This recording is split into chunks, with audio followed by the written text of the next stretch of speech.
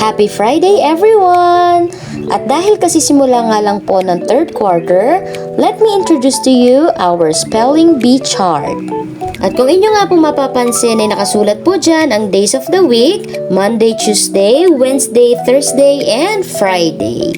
Bilang assignment po ng mga bata ay pinaghahanda ko na sila ng 3 English words sa kanilang isusulat kinabukasan.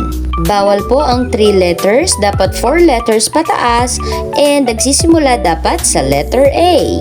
Isa-isa nga po pala silang magsusulat sa spelling bee chart. Dapat ang word na kanilang isusulat ay kanilang sa ulo, alam at basa, at tama yung spelling.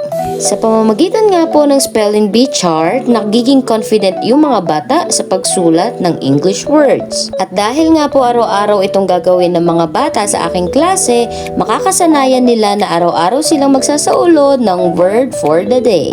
Malaking tulong nga po ito sa mga bata upang gumaling sila sa spelling, matuto silang magbasa ng English, and ma-widen ang kanilang vocabulary.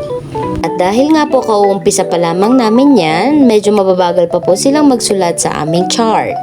And while they are waiting for their turn, ay siya mga anak, kaway-kaway muna dyan kina mommy and daddy. By row nga po ang pagpila nila dyan para mas organize habang yung ibang tapos na, nakaupo na lang sa upuan habang naghihintay. Paano nga po pala yung mga batang hindi nakapagsulat? I also teach the students to do the peer teaching. Ang peer teaching nga po pala ay yung sila-sila din lamang yung nagtuturoan. With this method, the students will learn how to share their ideas with their classmates.